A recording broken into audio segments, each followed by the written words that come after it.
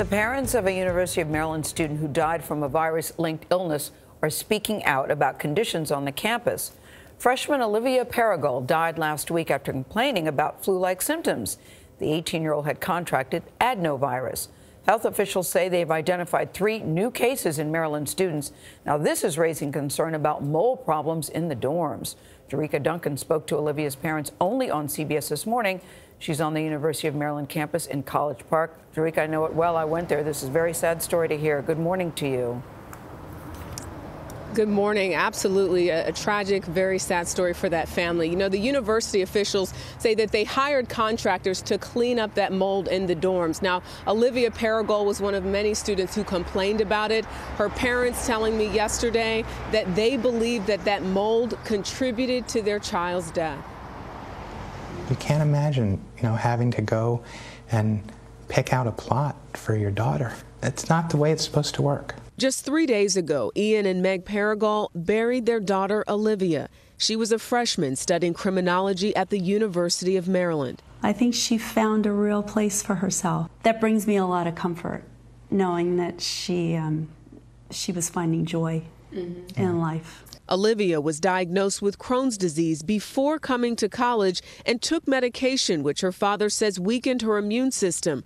Within weeks of starting school, he says Olivia began expressing concerns about mold in her dorm room in Elkton Hall. So she saw the mold? Was it on her clothes? Oh, yeah, it was on her shoes, on her tables. Yeah, it was everywhere. Collect on their shoes overnight. Kyle Rumsey is among the freshman students who told us he also found mold in his dorm room. I would have red eyes when I'd wake up.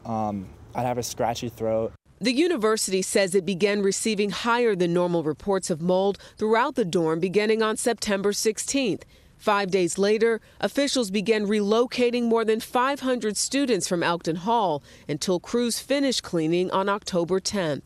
There should have been greater disclosure and transparency about the existence of the mold. It was just kind of brushed off, oh, we're going to clean it. And that was the first issue with just That was the first issue. University officials say they learned about their first case of adenovirus on November 1st. The next day, Olivia went to the University Health Center complaining of difficulty breathing. The Paregols say no one tested their daughter for adenovirus. They don't kind of connect that one dot on, this student is immunosuppressed. She has all the symptoms of adenovirus. We had a diagnosis of adenovirus. Oh, we'll just send her home. Olivia was eventually treated at Johns Hopkins Hospital, but died on November 18th. Her parents say doctors told them if they had known she had adenovirus, they would have given her a different treatment, something her parents believe could have saved Olivia's life. We've cried for days, and then we go numb, and then we are in disbelief, and it's just, no one should have to do this. Now, the university officials say that there is no link between adenovirus and mold. They also know that the disease, or virus rather, was contracted not just by students living on campus, but also those living off campus. Bianna? Such a tragic story, Jericka. So many people wondering how you get mold, and mold thrives in humidity. So the advice for consumers at home is to keep your humidity levels below 50%. And if you have water damage, make sure it is checked. But as painful as this is, I'm really glad that the Paregols are speaking up, because it'll force other people to take a close look and really take this more seriously. And Mr. Paregol is so right. A parent should never have to pick out a plot for their child. When he said that, it gave me chills. Yeah, they never thought they'd be talking about this when they were applying for colleges. Nobody does. No.